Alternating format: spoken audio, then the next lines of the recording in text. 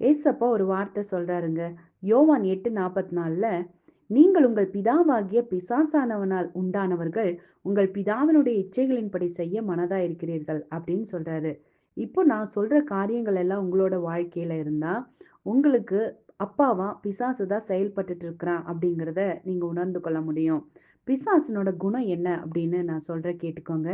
தன் இச்சையின்படி செய்ய விருப்பமுள்ளவன், அவன் மனுஷ கொலைபாதகன், பொல்லாதவன், சத்தியத்திலே நிலை நிற்க முடியாதவன், அவன் பொய்யன், பொய்க்கு பிதா, பொய் பேசும்போது தன் சொந்தத்திலே எடுத்து பேசுகிறவன், சத்தியத்தை விசுவாசிக்காதவன், தேவனுடைய வசனங்களுக்கு செவிகொடாதவன், தேவனை கனம் பண்ணாமல் கனவீனம் பண்ணுகிறவன், சுய மகிமையை தேடுகிறவன், தன்னைத்தானே மகிமைப்படுத்தி சாட்சி கொடுப்பவன், அவரை தேவன் என்று சொல்லியும் அவரை அறியாதவன், தேவனுடைய வார்த்தைக்கு விரோதமாய் செயல்படுபவன், வீம்பு பேசுகிறவன், திருடன்.